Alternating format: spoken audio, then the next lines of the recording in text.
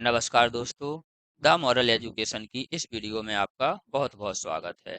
आज हम देखने जा रहे हैं जो आपकी पुरानी आईपीसी थी उसे रिपील कर दिया गया है, हटा दिया गया है और नई भारतीय न्याय संहिता 2023 लागू कर दी गई है। इसमें हम देखेंगे महिला और बच्चों से संबंधित अपराध जैसे बलात्कार से संबंधित धाराओं को देखेंगे। इसी के साथ हम देखेंगे महिलाओं के खिलाफ आपराधिक बल और हमले के खिलाफ जो धाराएं हैं उनके बारे में देखेंगे। इसके बाद विवाह से संबंधित अपराधों के बारे में देखेंगे। जैसे यदि कोई पुनः विवाह कर लेता है, धोखे से विवाह करता है, धोखेधड़ी से करता है, इसके बारे में हम जानकारी देखेंगे। नेक्स्ट देखेंगे गर्भपात आदि के कारणों के बारे में। यदि कोई गर्भपात बिना मर्जी से कराता है तो उसके बारे में धारणाएं देखेंगे। नेक्स्ट है बच्चों के विरुद्ध अपराधों के बारे में प्रमुख धाराएं देखेंगे। ऐसी ही वीडियो प्राप्त करने के लिए आप हमारे चैनल को सब्सक्राइब कर लीजिए। हम लॉ और इंग्लिश से संबंधित क्लास लाते रहते हैं। आप सब्सक्राइब करेंगे तो सबसे पहले आप तक जानकारी पहुंच जाएगी। अब जो आईपीसी की सभी धाराओं में परिवर्तन हो गया है, आइए हम कुछ महत्वपूर्ण धाराओं का अध्ययन करते हैं। हम यहाँ महिला अपराध और बच्चों पर होने वाले अपराधों के बारे में जानेंगे। जो महिलाओं पर और बच्चों पर होने वाले अपराधों के बारे में जानेंगे। जो भारतीय न्याय संहिता 2023 की धारा 63 से लेकर 99 तक दिए गए हैं। कहाँ तक दिए गए हैं? आपका 63 से 99 तक यह धारा दी गई है। तो देखते हैं, सबसे पहले हम देखते हैं बलात्कार से संबंधित। बलात्कार आपका धारा 63 में दिया गया है। जो पहले आईपीसी थी उसमें 375 में दिया गया था। ये हम इसलिए लिख रहे हैं कि जिसको पुरानी वाली जो आईपीसी है वह याद है तो आपको इससे लिंक होकर यह वाली धारा याद हो जाएगी। आप देख लीजिए अपने हिसाब से। नेक्स्ट देखते हैं धारा 64। 64 धारा कहती है बलात्कार के लिए सजा। बलात्कार के लिए सजा कहाँ पर दी गई है? अब 64 में, पहले इस धारा में थी 375A2 में दी गई थी। धारा 65 में कुछ मामलों में बलात्कार के लिए सजा दी गई है। पहले अलग थी क्योंकि आईपीसी पूरी ही रिपील हो गई है। धारा 66 कहती है मृत्यु कारित करने या पीड़ित की लगातार क्षीण अवस्था उत्पन्न करने के लिए दंड। इसमें जो आपकी नई भारतीय न्याय संहिता है, आपकी बीएस भारतीय न्याय संहिता बीएनएस है। बीएनएस में थोड़ी सी लैंग्वेज अलग दी है क्योंकि वो टफ पड़ जाती है, इसलिए हमने थोड़ी सी एक नॉर्मल सी लैंग्वेज लिख दी है कहीं कहीं। धारा 67 कहती है अलगाव के दौरान पति द्वारा अपने पति से या किसी अन्य व्यक्ति द्वारा संभोग करना अधिकार, यह दिया गया है 67 में आपके। धारा 68 कहती है अधिकार प्राप्त व्यक्ति द्वारा संभोग। अधिकार प्राप्त व्यक्ति द्वारा संभोग के पर भी केस लग जाता है। कहाँ दिया गया है? 68 में। पहले कहाँ दिया गया था? यह आईपीसी में आपके 376C में दिया गया था।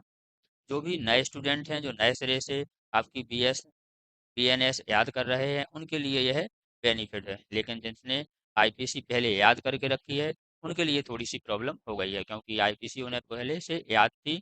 अब उन्हें नए सिरे से बीएनएस को याद करना पड़ेगा।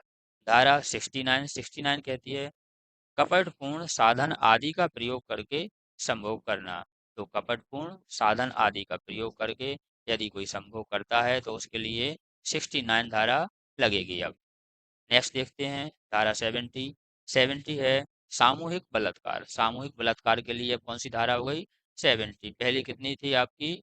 176D में था। 176D में दिया गया था।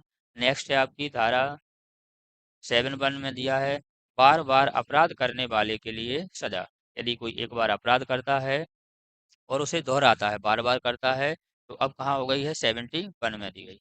पहले यह 376A में थी। नेक्स्ट देखते हैं हम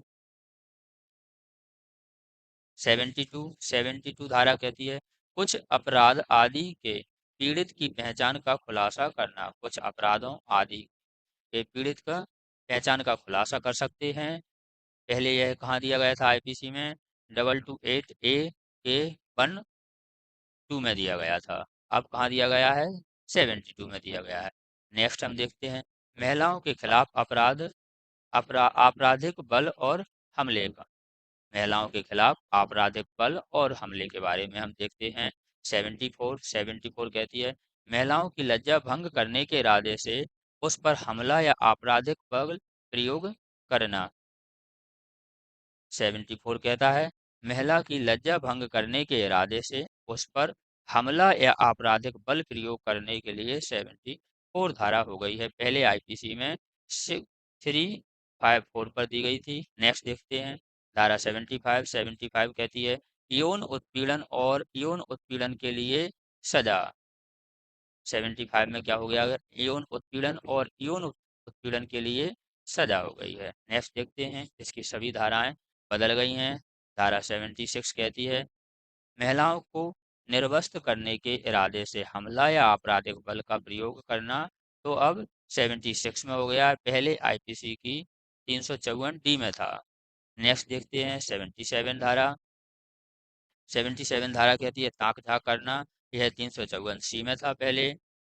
धारा 78 पीछा करना पहले 354 एन में दिया गया था। तो पीछा करना कहाँ दिया गया है, 78 में। 79 देखते हैं किसी महिला की गरिमा या अपमान करने के इरादे से किया गया शब्द, इशारा या कृत्य।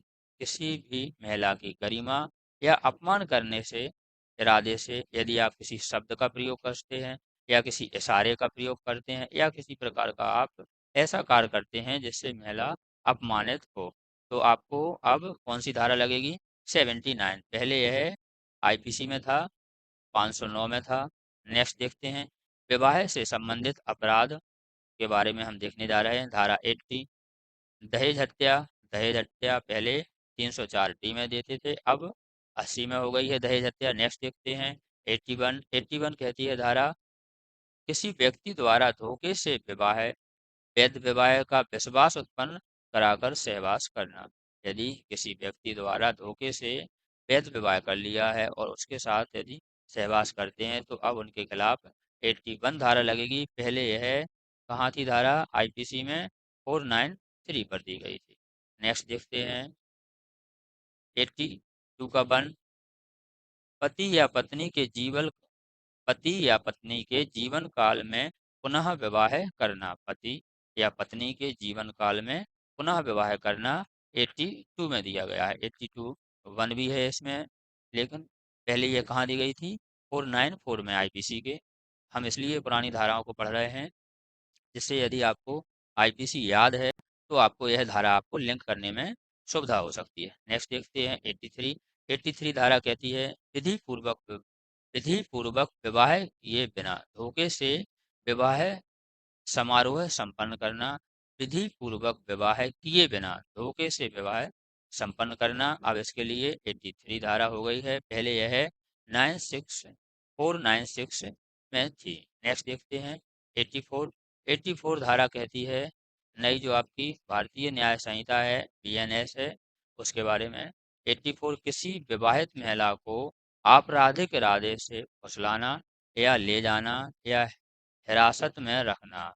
किसी भी महिला को यदि आप आपराधिक इरादे से बहलाते फुसलाते हैं या उसे ले जाते हैं या अपनी कस्टडी में लेते हैं, हिरासत में लेते हैं, तो आपके लिए अब 84 धारा लगेगी। पहले यह आईपीसी में 498 में दी गई थी।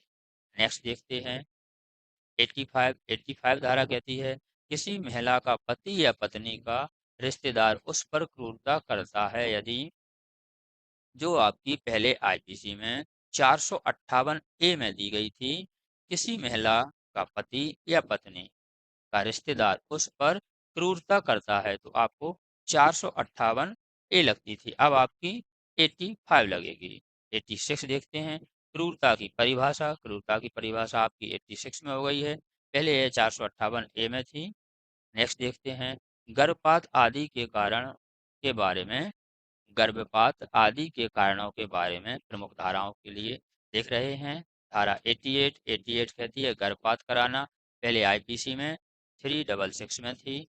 नेक्स्ट देखते हैं धारा 89 महिला की सहमति के बिना गर्भपात करना। महिला की सहमति के बिना गर्भपात करने पर अब आपको 89 धारा लगेगी, पहले 313 धारा लगती थी। नेक्स्ट देखते हैं धारा 90 देखते हैं, गर्भपात करने के आशय से किए गए कार्य से मृत्यु। गर्भपात करने के आशय से किए गए कार्य से मृत्यु कारित करने पर अब आपकी 90 धारा का प्रयोग किया जाएगा। पहले इसमें 314 धारा थी। नेक्स्ट देखते हैं धारा 91, बच्चे को जीवित पैदा होने से रोकने या जन्म के बाद उसे मरवाने के इरादे से किया गया कार्य अब आपके 91 में दिया गया है। यदि कोई बच्चा है, ऐसे आप जीवित पैदा होने से रोकते हैं या जन्म के बाद उसे मरवाने के इरादे से कार्य करते हैं, तो अब आपको 315 की जगह 91 धारा मिलेगी। कहाँ मिलेगी? 315 की जगह 91 धारा का प्रयोग किया जाएगा। धारा 92, गैर इरादतन हत्या की श्रेणी में आने वाले कृत्यों से आजन्मे बच्चे की मृत्यु कारित करना। गैर इरादतन हत्या की श्रेणी में आने वाले कृत्यों से आजन्मे बच्चों की मृत्यु कारित करने के लिए पहले 316 धारा थी, अब आपकी 92 92 धारा हो गई। अब कितनी हो गई आपकी? 92 धारा हो गई। अब आगे देखते हैं हम बच्चों के विरुद्ध अपराध के बारे में। बच्चों के विरुद्ध अपराध के बारे में प्रमुख धाराओं के बारे में जानकारी देखते हैं हम। सबसे पहली दी गई है 93। धारा 93 कहती है 12 वर्ष से कम उम्र के बच्चों का माता पिता या रखने वाले व्यक्ति द्वारा निर्वासन और परित्याग किया जाता है तो 93 धारा होगी। पहले यह 317 धारा थी, 370 थी, अब आपकी 93 हो गई है। नेक्स्ट देखते हैं धारा 94, सब का गुप्त निपटान करके जन्म को छुपाना। यदि आप सबका गुप्त निपटान करते हैं और जन्म को छुपाते हैं तो अब आपको 94 धारा मिलेगी। पहले यह 318 धारा थी। हमने बताया सीपीसी की सभी धाराएं बदल गई हैं। देखते हैं धारा 95, अपराध करने के लिए किसी बच्चे को काम पर रखना या नियोजित करना या नियुक्त करना। किसी बच्चे को यदि आप यह सोच रहे हैं कि इससे हम अपराध कराएंगे, उसके लिए काम पर रखते हैं, नियोजित करते हैं या फिर नियुक्त करते हैं, तो अब आपके लिए 95 धारा देखने को मिलेगी। धारा 96 देखते हैं, संतान प्राप्ति या बालक का उपापन। 96 में संतान प्राप्ति या बालक का उपापन दिया गया है। पहले यह धारा आईपीसी में 366 ए में दी गई थी। नेक्स्ट देखते हैं चोरी के इरादे से 10 साल से कम उम्र के बच्चे का अपहरण या अपहरण करना। चोरी के इरादे से किसी भी 10 साल से कम उम्र के बच्चे का यदि आप अपहरण करते हैं तो अब आपको 97 धारा देखने को मिलेगी। इससे पहले आईपीसी में 369 धारा थी। नेक्स्ट देखते हैं वेश्यावृत्ति आदि के प्रयोजन के लिए बच्चों को बेचना, तो आपको 98 धारा देखने को मिलेगी। पहले आईपीसी में 372 धारा पर यह दिया गया था, लेकिन अब 98 पर दिया गया है। 99 देखते हैं वेश्यावृत्ति आदि के प्रयोजन के लिए बच्चा खरीदना है। यदि कोई भी वेश्यावृत्ति के प्रयोजन के लिए बच्चा खरीदता है तो अब उसे 99 धारा लगाई जाएगी। पहले आईपीसी की 373 धारा थी।